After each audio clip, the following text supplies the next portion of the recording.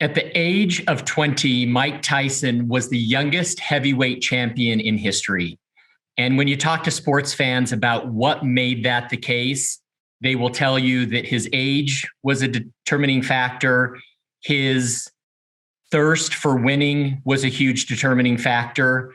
And also his willingness to take risk all led to a very early success. 10 years later, Mike experienced the highlight of his career as the World Boxing Association's heavyweight title. Now, for most of you that are unfamiliar with boxing, most professionals, most fighters will fight between 1 or 2 matches a year. And in between that time, they'll take 3 or 4 months off from training and conditioning. In Tyson's first defense of the WBA title, he was pitted against the second best boxer in the world, which was Evander Holyfield. And having dealt with a number of personal issues and recently coming out of retirement, Tyson only spent 4 weeks training for this upcoming fight with Holyfield. He didn't really take it that seriously. And part of the issues were he spent some time in prison. His mother happened to pass during that time. He had some real issues. Despite all of that, Tyson was expected to destroy Holyfield by the odds of 50-1. Now, on the other hand, having recently come out of retirement, Holyfield, as the underdog, prepared both mentally and physically to an extreme extent. He constantly trained to the point where he even studied Tyson's former matches so that he could understand Tyson's strength and his quickness. Although Tyson started strong in the match that resulted, Holyfield met every single punch for punch that Tyson threw his way. And ultimately, Holyfield defeated Tyson in the 11th round. When asked about what it was about Holyfield that allowed him to defeat Tyson, most fight commentators referred to Holyfield's preparedness and as a competitive advantage, and that Holyfield was always in fighting condition. Our discussion centers today around your readiness as professionals, as advisors, to always be in fighting condition. And regardless of what your role is with your company, what your role is with your clients, there are certain foundational elements of always being ready. And we want to talk about those today. In terms of COVID, it seems like most professionals or most organizations have taken one of 2 routes. Some of them have put their head in the sand, hoping for the weather to pass sooner rather than later. The other half have said, now is our opportunity to really gain a competitive advantage. We're going to double down on everything that we're doing from a client service and a client development perspective. Our panel today consists of professionals who have decided to take the latter of the 2 approaches and to always be in fighting condition. And let's go ahead at this point and start with some very brief introductions. Scott, will you start us out? Give us your name, title, role at the firm, and a little bit about your practice. Sure. Thank you, Jonathan, and thank you for having me. I'm Scott Rahn. I am the managing partner of Ramo LLP. We are a litigation law firm based here in Century City, and we specialize in trust, estate, probate, and conservatorship litigation, fighting for the legacies that our clients' families fought so hard to build. Thanks, Scott. Elsa, will you go next? Sure. Hi, everyone. I'm Elsa Ramo, managing partner of Ramo Law. My firm specializes in transactional entertainment work, basically all forms of content from television to feature film.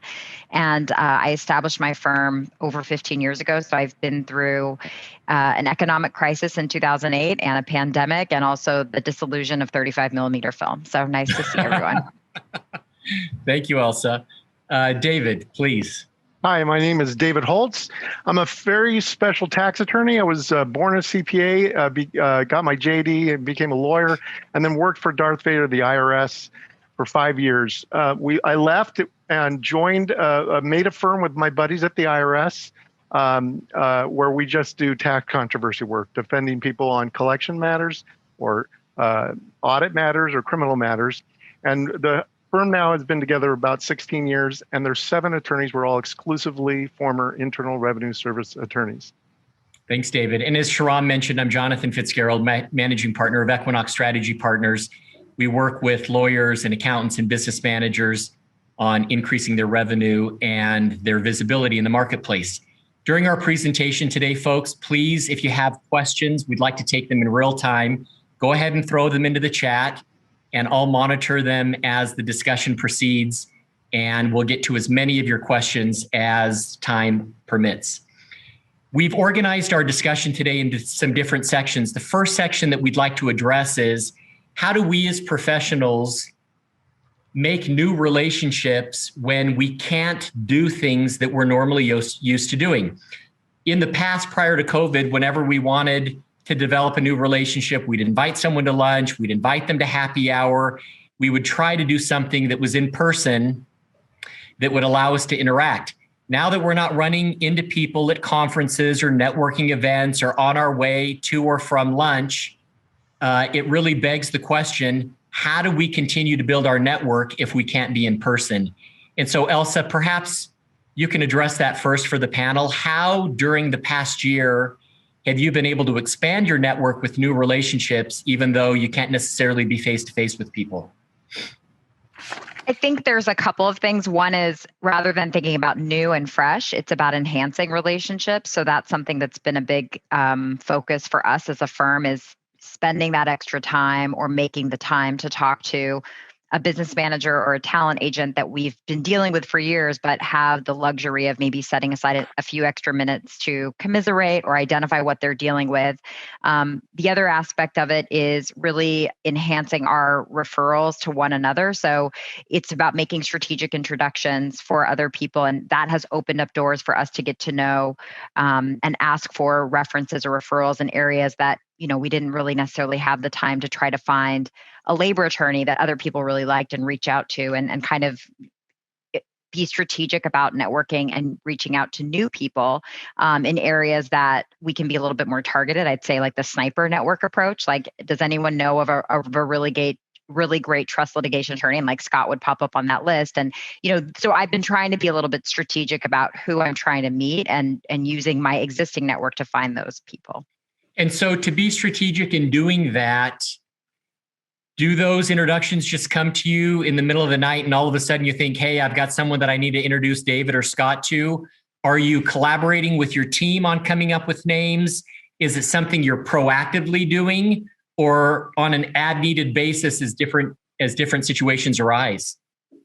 For us, we've tried to take a little bit more of a strategic approach because, we're a company of 14 attorneys and supporting staff. So we try to have a collective consciousness about who we know. And so we have a reference sheet that we use of cross referrals of, insurance brokers or business managers or people that we've worked with and what sort of their areas of expertise are. So we try to share that information to help associates and attorneys that may not know them have a reference point of how to know them. And we also take very sort of methodical notes about who we meet and why, so that there's a cohesiveness or a collective consciousness about the people that we meet, and we're trading that information within the organization. So those of you listening from home, I think this is a big takeaway that you can implement into your practice or into your business right away is, do you have kind of an approved vendor list of sorts? Are there specific professionals out there that you're looking to help build their businesses as well? You can be super intentional about it so that more of your people are funneling opportunities to perhaps fewer but more intentional professionals out there that you're trying to either initiate or continue a relationship with. Scott, how about for you? How have you gone about continuing to build your network when you can't be face-to-face with people? Sure. Well, I think for many of us, it starts with the why. And our why at RMO is about helping people. So whether that means we as a law firm are going to help them with their case, or whether we're able to refer them to Elsa or David or yourself or one of our many other referral relationships, that's kind of where we start. So what we did strategically is we looked at the places in the country where we didn't have strong referral relationships, and then reached out to our network to identify potential referrals in those areas and then initiated conversations. It's Zoomlandia, right? Zootopia. We have the opportunity to be anywhere. I can be on 12 planes a day, right? Whereas before you were limited to, I'm going to be in New York this day, I'm going to be in Miami that day.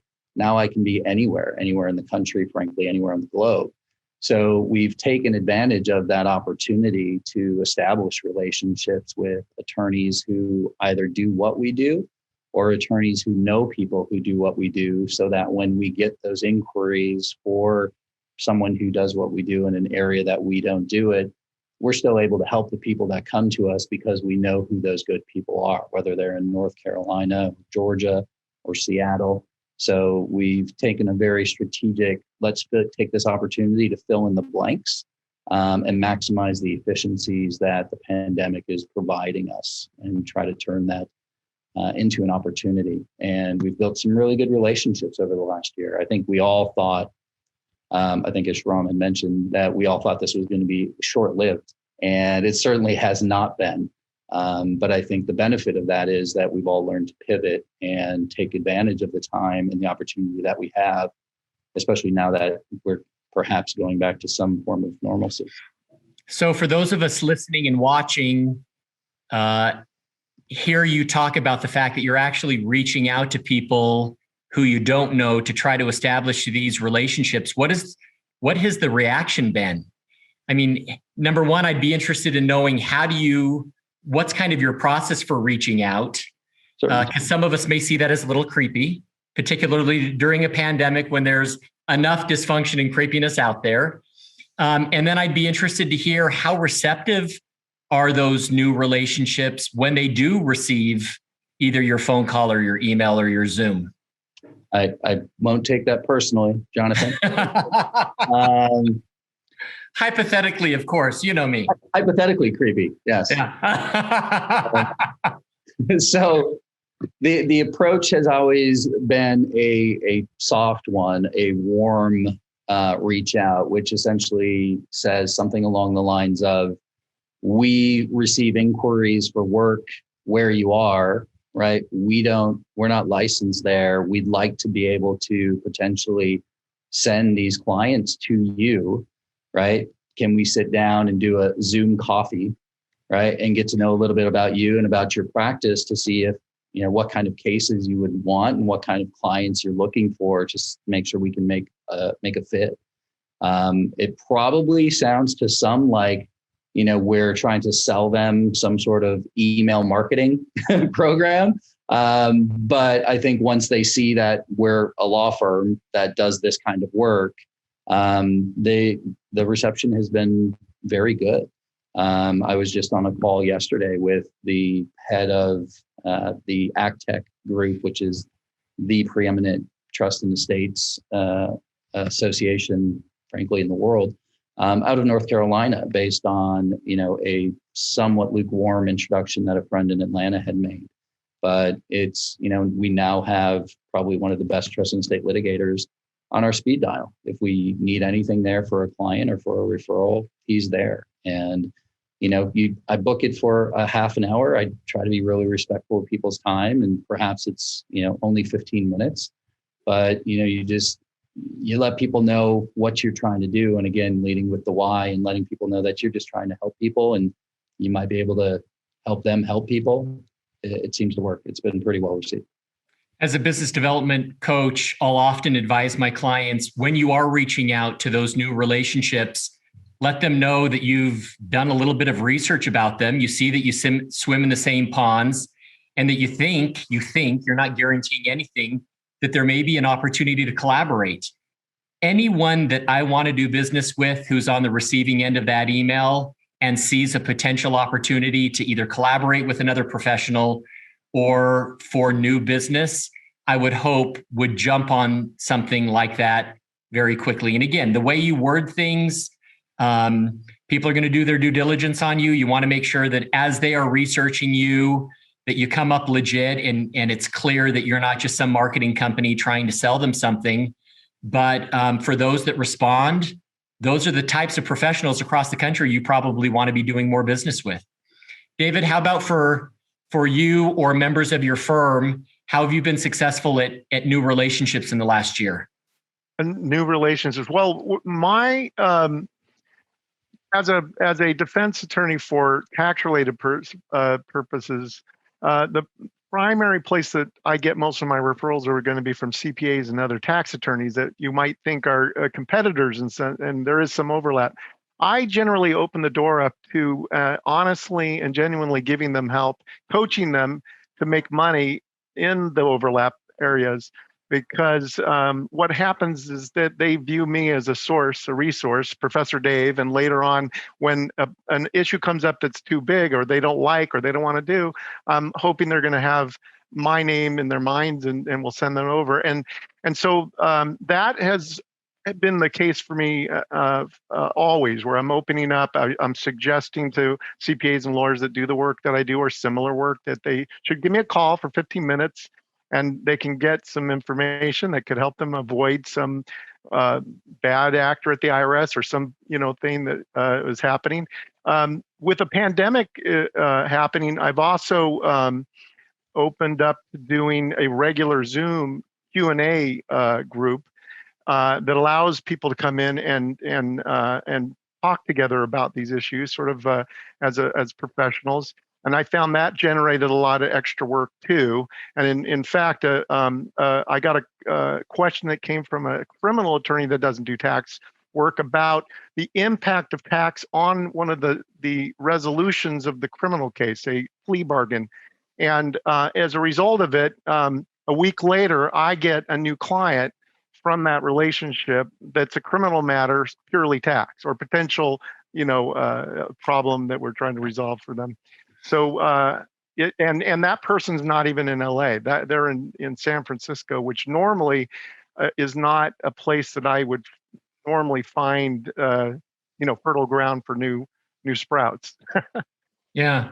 Have any of you had success in terms of reaching out to new relationships altogether, using LinkedIn for that as opposed to email?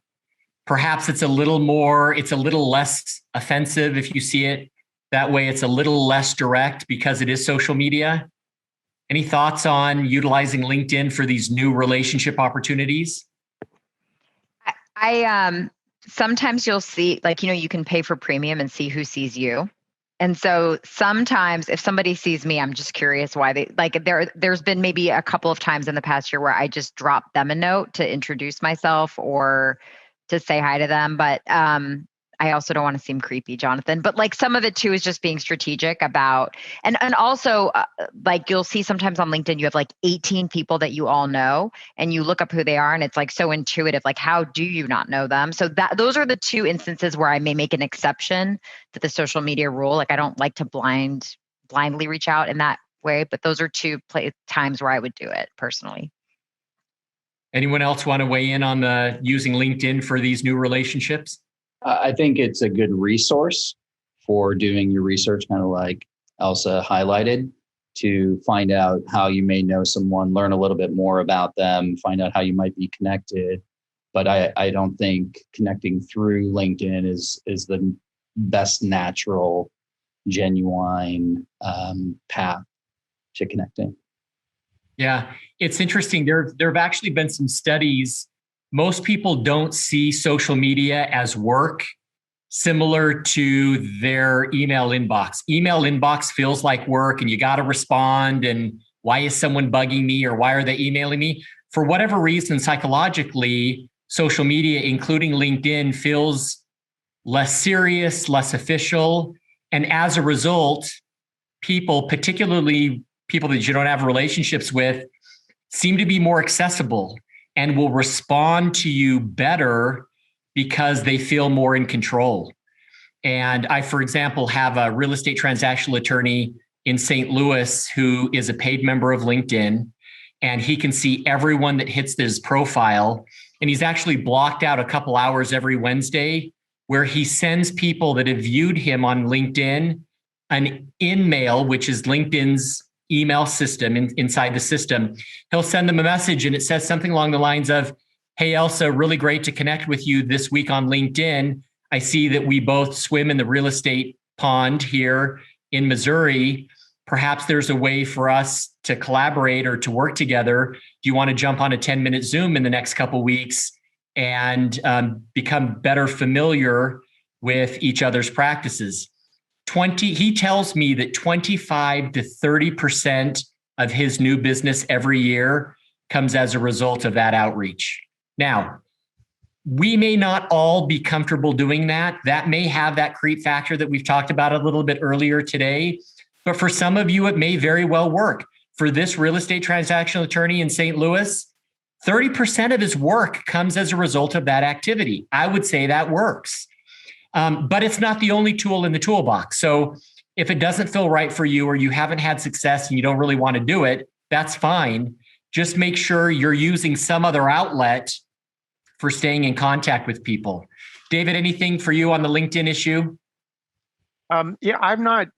That's one thing that I haven't found a lot of that I devote myself to. But I think it has to do with my personality, and that I actually prefer a cold call over doing that, believe it or not. And for me, I'd rather call somebody up that doesn't even know I'm coming, jump on them, I guess. But because you can't adjust these things when you send off messages. Like, you don't know the creep value factor, but if you call somebody on the phone, you can hear, or even better, I guess Zoom, if you were able to do that. But you can kind of assess and adjust your presentation. To get out if it looks like it's creepy. To change your pitch, and so you can kind of maneuver to make it not creepy, I hope.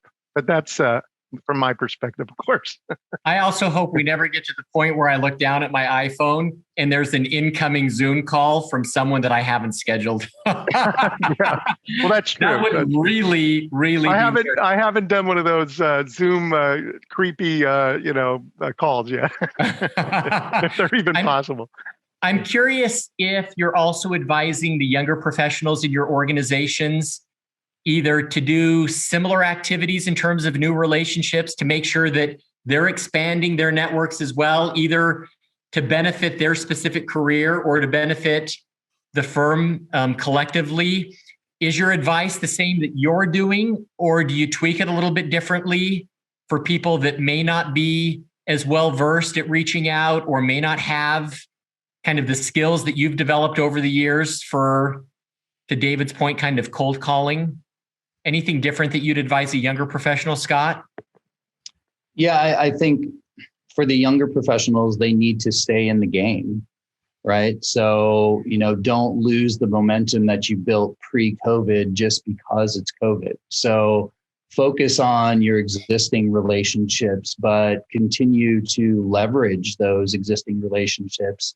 The people who are your people, the people who have your back, right? The people that are your go-tos, and use them, right, to help you expand and make introductions, right? Are there people who you've gotten closer with, during COVID? Who are the people that you send this work to, right? Do you have any contacts that do this or are in this space that you could introduce me to? I think it's easier for them, especially in this new environment, to rely on their old relationships. And what that does is not only create those new relationships, but it reinforces the existing relationships for them and makes them stronger. So you're really killing two birds with one stone. Great. Elsa, it looked like you wanted to weigh in.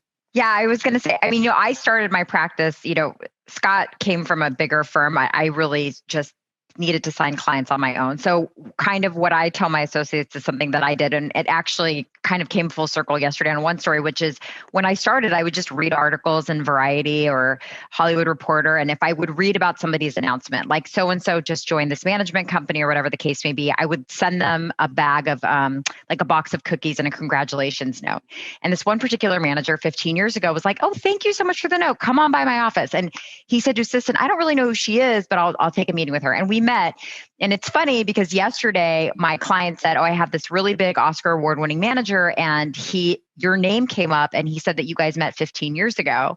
And I got on the phone with him and he's like, how do we know each other? And I said, well, I just read an article about you and sent you cookies. And he was like, what? But, I tell my associates, you kind of never know how it's going to turn out. And we have this familiarity. And it was just because he liked my chocolate chip cookies and we met and we just connected then, but we never really had reasons to cross paths, but there was a familiarity in place. And to my associates, they should be, if they want to really pursue music clients or clients that are in the influencer space, it's such a, my industry in particular is so ever changing that they just have to say hey, I read about this movie or this short film or this crazy, AI thing you're doing. I'd love to talk to you about it for 10 or 15 minutes. And they have to invoke their curiosity to create that new connection. And my associates that are going to be rainmakers, right?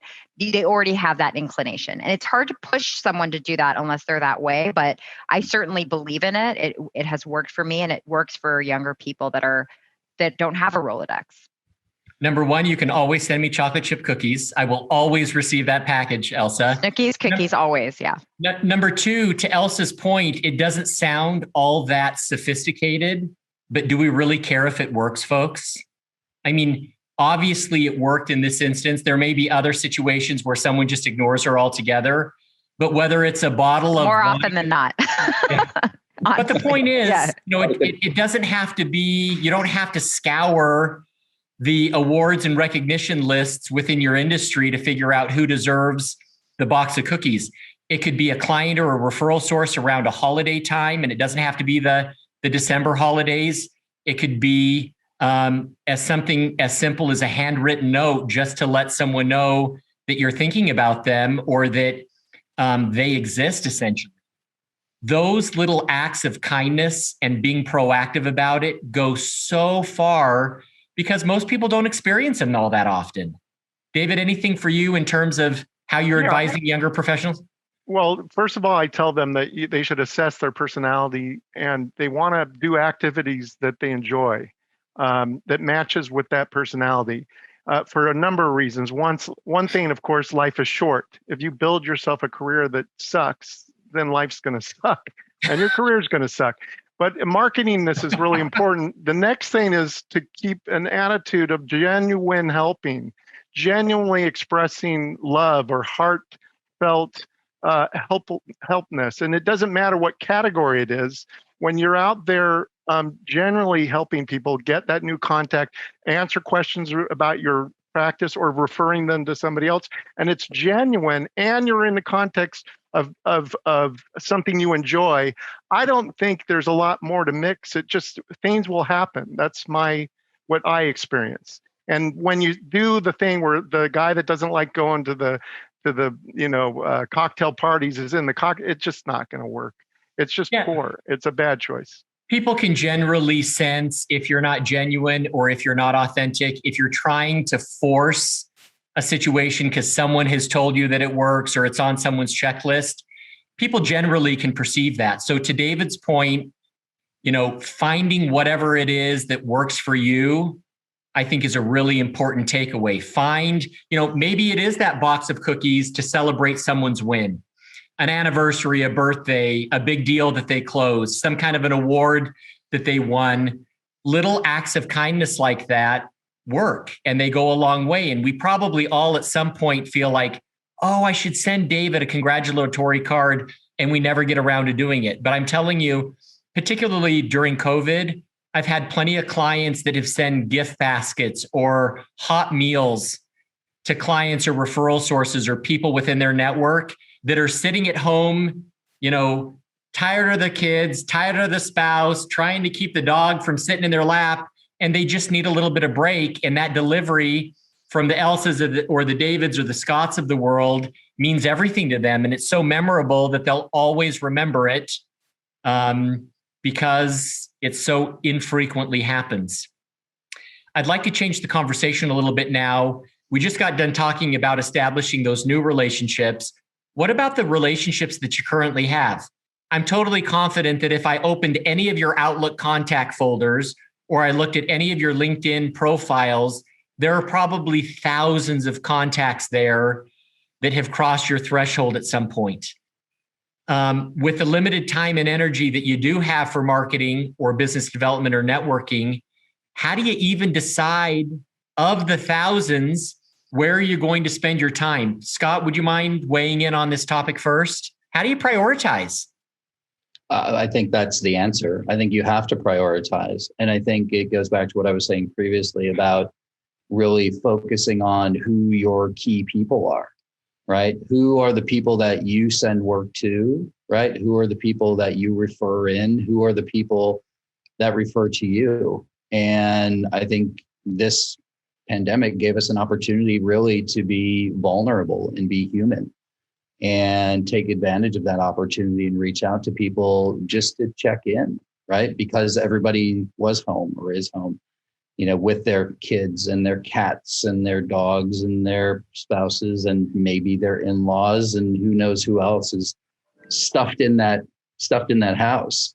But reaching out and just making contact and letting them know that you're just thinking about them as a human being from human to human. I think has been one of the more powerful approaches that we've seen be successful during the course of the pandemic.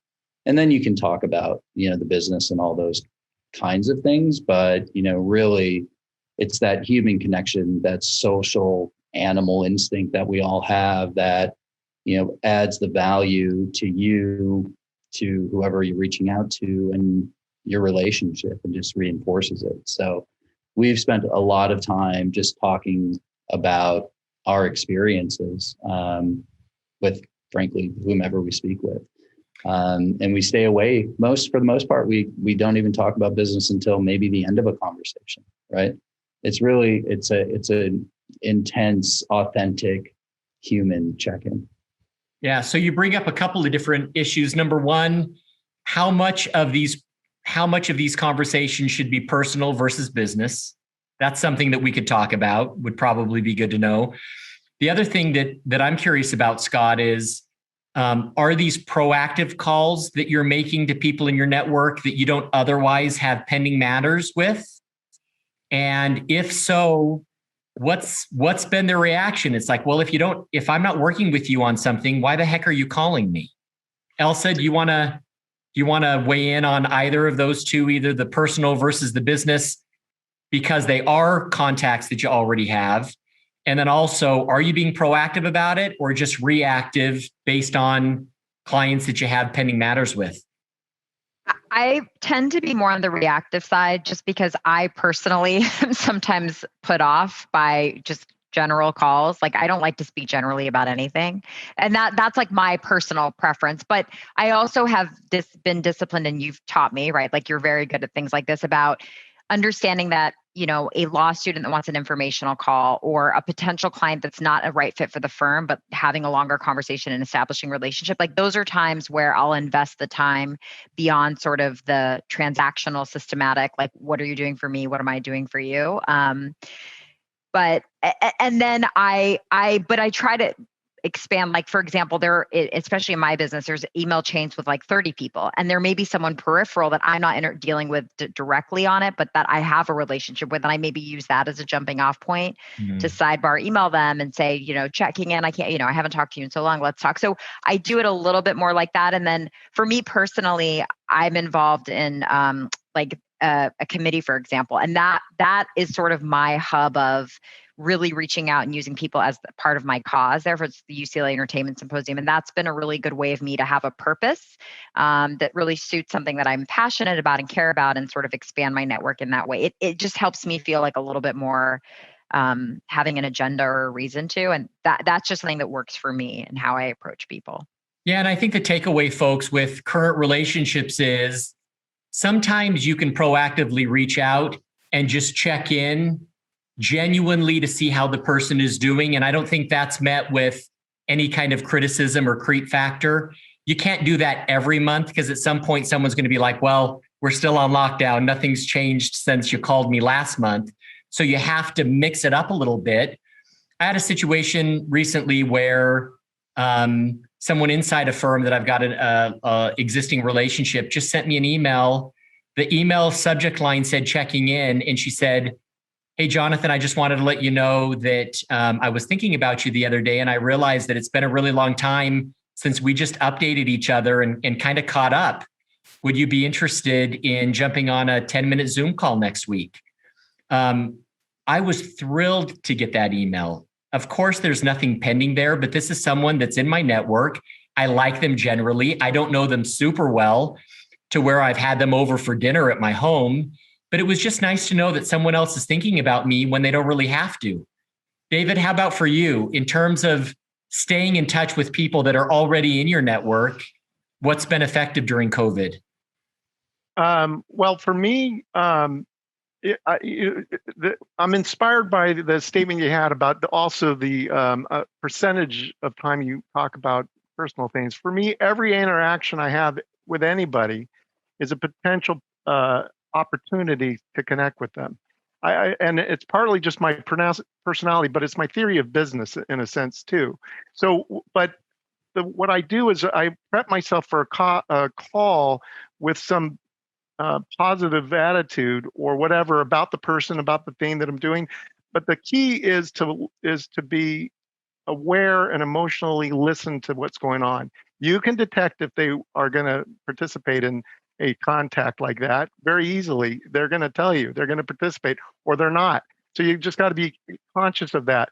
And then I think I always spend time chatting about whatever way I can before we begin work, so long as that, the person's not, I got to go, I got to get this done. Would you please answer my question? Of course, you know what I mean? But for me, every opportunity, every call I do, in particular with my practice and when I'm disputing things with the IRS, for instance, it is it's part of the game is me trying to turn the table from me facing the other guy on the other side with the IRS to us both on the same side of the table looking at the problem, if that makes any sense. And how do you do that? Well, the first place, if they're a former employee, I'm a former employee and we have a connection at the government, is to talk about that, talk about their retirement, and then talk about if I was at the IRS and I had a guy like this, my client, well, I remember what I would do. And I start going to the same side of the table for a while.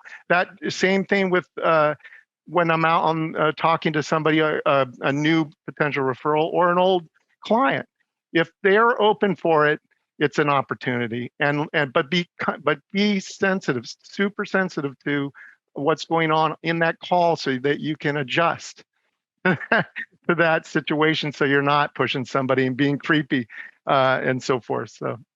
Yeah, I think everyone has been impacted differently as a result of COVID. Some of us, it's been less impactful on, or perhaps our resiliency is just better. And so we never exactly know what the other person on the end of the Zoom or the end of the phone call or the end of the email, what the impact has been if we haven't had a conversation.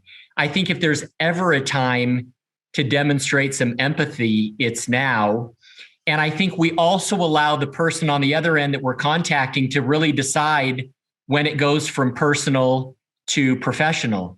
I've got plenty of clients who have worked for their clients for a number of years. And my clients have reported back to me, because of Zoom, this is the first time I've ever seen the person's face. I've done tons of deals with them before.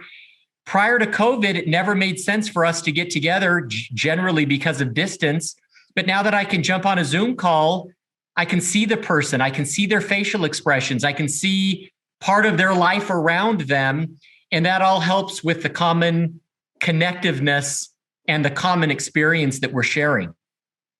When you are proactively reaching out, folks, do you find that people prefer a phone call, or can you convert them into a Zoom so that you get the added benefit of the facial expressions and the yawns and the head nods and the gotchas and all that kind of stuff? Scott, how do you go about asking people what they're, to kind of choose their own adventure?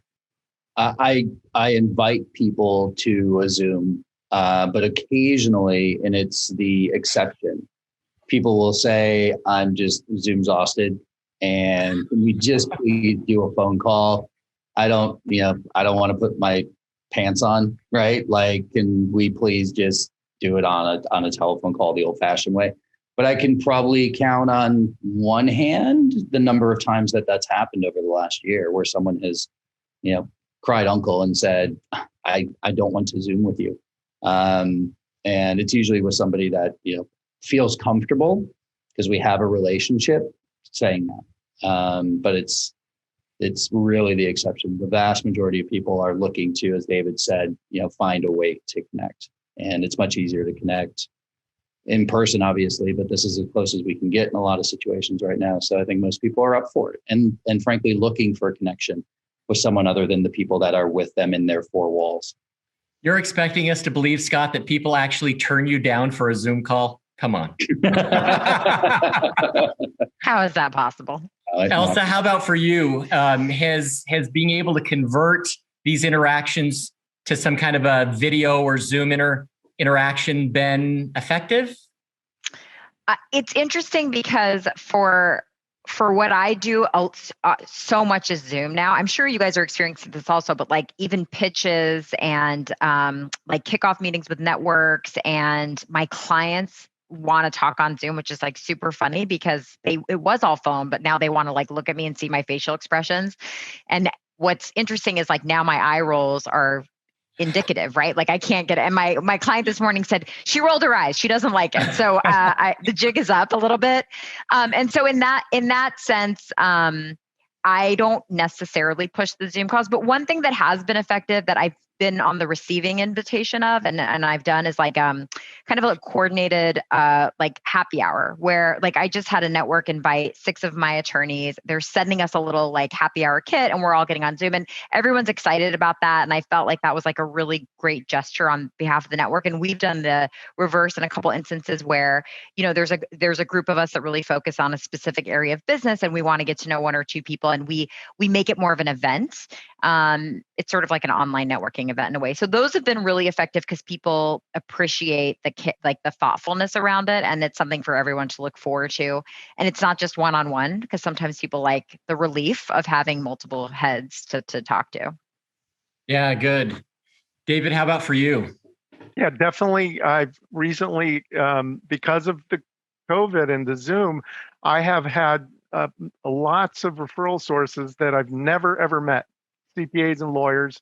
And recently, even last week, one of mine, I haven't seen forever, an older fella CPA, I suggested it, he gets on, and we're laughing because you don't know what, he kind of knew what I looked like from the internet. I had no idea what he looked like. And I think it definitely helps the communications. As you know, we're humans and nonverbal communications mean a lot to us. And I think it helped. It was fun, and I assume because it was fun for both of us, it helped bring connection together. So I like it, and I prefer it if people will participate with it. And I've not yet seen too many people frown upon it, but a lot of times when I'm doing the work I'm doing, it just doesn't incline towards it. We're just always in the momentum of doing the phone call and looking at something, so it just doesn't get. It seems weird to say, hey, how about Zooming? It almost sounds like, hey, how about let's go drive go-karts or something like that. It's, let's get this job done later and then I'll go drive a go-kart with you. And what's ironic about relationship building is you would think that relationships would be less strong when you can't get in front of someone. But I've had tons of clients report back to me that as a result of doing things over Zoom, they've never felt more connected with clients.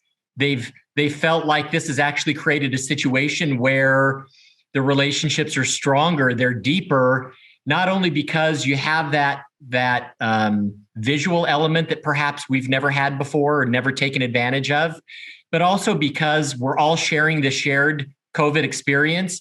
We get to know how people are getting along with their spouse and their kids and educating from home. And we're sharing in those common challenges. And I think that by nature builds and furthers and deepens a relationship.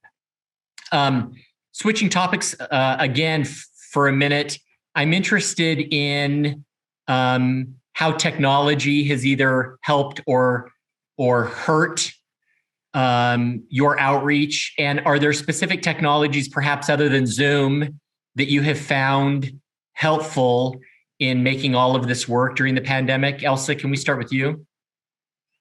Yeah, I mean, In terms of reach out, I think I'm in that team Zoom paradox, right? Like all the things that we are in. I think there's like one other one, WebEx or something that certain networks use that it still scares me to be on.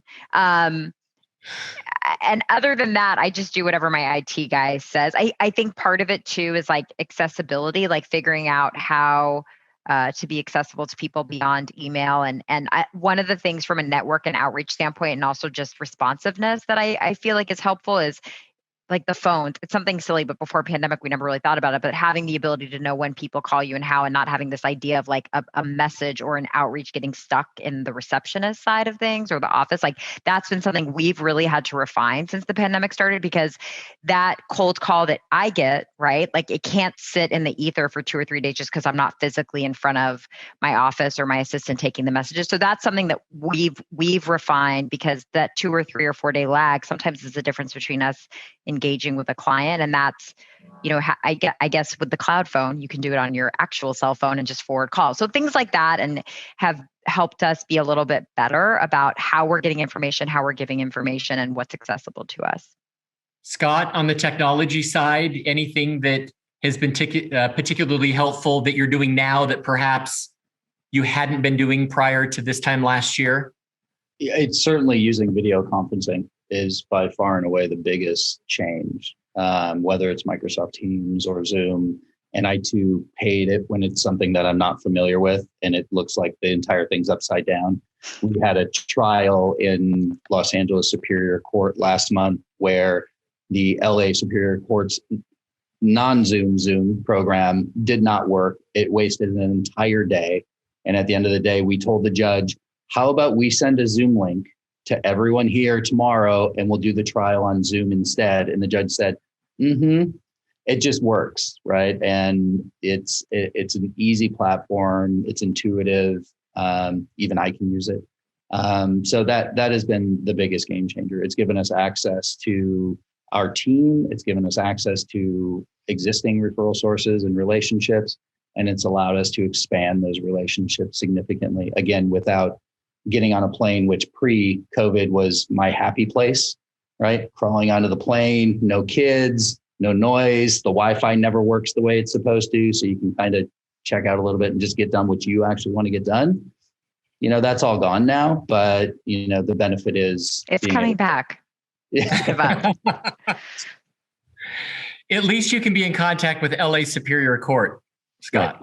This is the important thing. David, how about for you in terms of the use of technology or different technologies?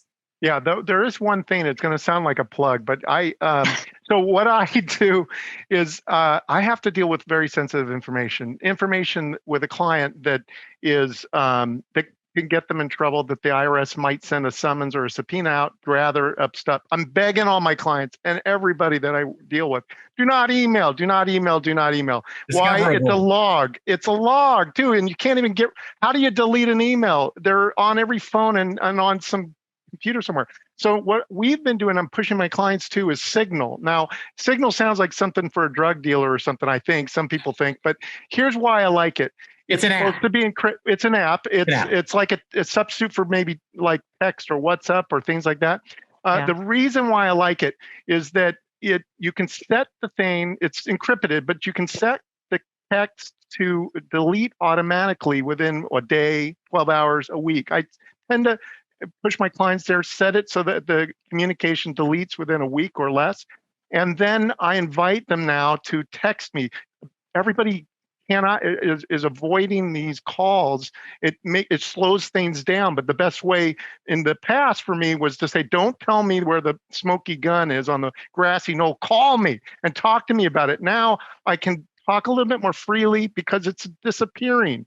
It mimics a little bit more like what humans do, where we talk and it's gone. It's not like Snapchats there. For grownups. Something like that. And what's amazing about it too is that you can also send docs. You can also send other things through it, and those things will disappear. I am told by my, I'm not a techie guy. I've been told by them this is secure. Of course, I put the note to it is This is a changing thing. It's almost like I guess the race with the technology with them, countries and espionage. I'm sure one day it won't be, and you'll have to move to something else. For now, though, it's wonderful. And what's been happening is my clients now have accessed me in a way they hadn't, and the referral sources do, because they can pop up and say stuff to me and get my attention, although it doesn't have to be attention getting like a phone call. You know what I mean? Wait, what is it called again? Sorry, I'm not. It's called Signal. It's like Signal. WhatsApp. It's like Okay, WhatsApp, except for it has that added feature. I like it. I'm pushing everybody there. And like, for instance, I have a case right now that I'm dealing with a CPA. We're working with the client. I have to insulate the situation. So I'm the go-between to communicate, to protect the client, to get an amended return in. Now I can do this where it would take like a letter, a phone call back and forth. Something that would take maybe 3 hours is happening really quick, and it's protected. And I'm still the gatekeeper. So it goes away. And then it disappears, and that's what lawyers love, especially guys like me. Supposedly it goes away. Yeah. Well, I know that's what I'm scared about, of course, but they've told me. But I know, yeah, I'm sad. Scott and I would accidentally tweet it. You know what I mean? Like, that's the problem. Well, remember, it is on your whatever device it's on. It'll be on that device for as long as it's there, and then it'll delete. You gotta, and if somebody takes a picture of the screen, it's not like you can't stop people from recording stuff. It's still what it is. Try to avoid electronic information when you have something that matters, that's scary, that's secure. But I feel, we all feel this is one of the problems of being in this new world. Somehow I think Snowden still has access to it, but that's a conspiracy theorist to me. That's a different MPTF presentation for the future. Thank you, Scott. Jonathan, one other technology thing, that actually has made a big difference is we didn't really use Slack before the pandemic. And so what we do have dedicated channels that our internal staff can subscribe to. So for areas of interest, and that's kind of how we kind of internally cross-reference or cross-refer or share information that is causing us to do more outreach. So like there's a channel about, unscripted television stuff. And we'll say, oh, hey, take a look at this article about this particular thing. Or I'm on the phone with this agent. He said it's this, that. So the sharing of the information. So in real time, we're all kind of keeping each other in the loop on things also kind of helps prompt that business development side as well. Good. I like it.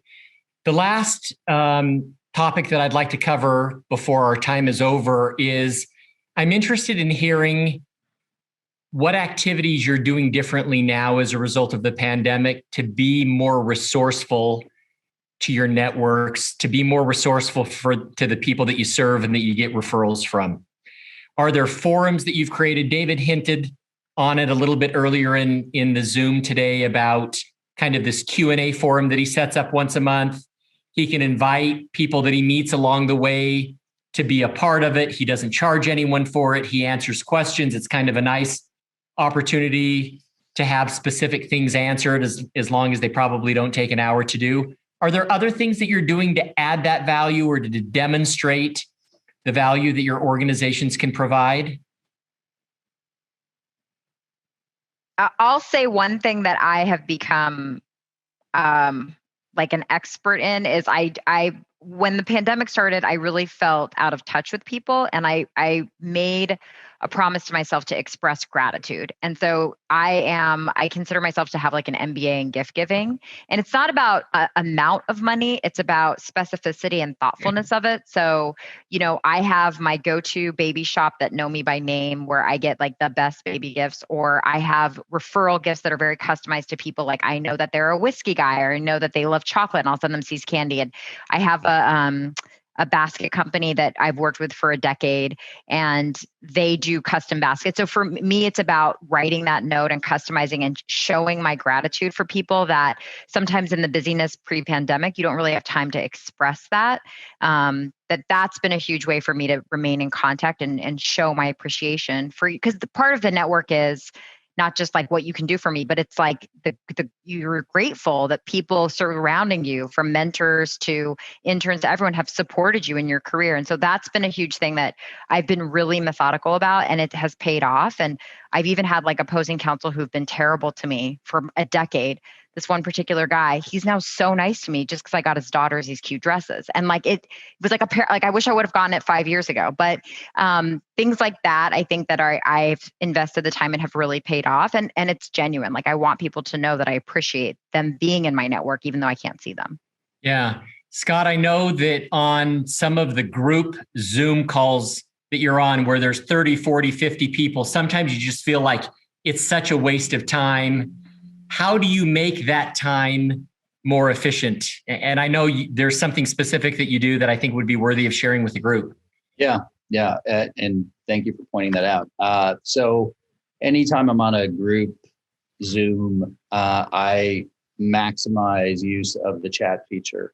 It's an opportunity to connect with people, catch up with them. Within Zoom, the chat feature. Correct. Directly messaging people. Directly messaging people through the chat feature. But I also have been involved in any number of conversations over text during meetings or emails because people will see you and they want to connect with you. And some people, it's not Signal, so they don't feel safe. They're not sure who's checking the chat box, and they don't want to be seen as, playing hooky in the middle of class. So they'll text you offline or email you offline. I think it's harder to do it that way because you're moving from device to device, but it's an opportunity, right? You see somebody you know, somebody you like, or frankly, even people I don't know, right? If I see somebody, for example, David mentioned his referral sources come from CPAs and other tax lawyers. For me, it's trust and estate lawyers because we don't do the planning, we don't do the taxes, we only do the disputed cases. So they're a great referral source for us and for us to refer to them. So if I see someone in that space, I'll start a conversation and then offer to reach out later. But it's a great opportunity. You're there, you're in the room. You would probably do the same thing if you were at a cocktail party. So why not take advantage of it on the virtual platform? Thank you. David, a final thought on something you're doing differently now than before? Well, the only thing that inspired by the conversation was that when we're doing Zoom and we have a bigger group, we definitely push for the breakout groups of around 3 to 5 and try to do them often because there's so many different personalities out there. Some people are able to pronounce themselves into a group. If you stay on Zoom in that level, only those people that can be big enough for the group will be heard and seen. So we got to give those little sidebars or those when you walk in the room and you group together with a few people, make those opportunities. That's the only thing I would encourage for people that haven't thought of that when you get to bigger groups. Great. David, Scott, Elsa, thank you for your comments today on how to always stay in fighting condition. Shahram, I'm turning it back to you. Thank you, Jonathan, and thank you, Elsa and Scott and David, for a great discussion. And thank you for joining us for the MPTF PAN webinar, 2021 Strategies for Furthering and Fostering Relationships Virtually. We hope this presentation helped you professionally to reach out to clients or potential clients. Kathy will keep you updated on our next presentation in May. We are still confirming the date, but it's going to be a great topic. So we'll see you all soon. Thank you for joining in.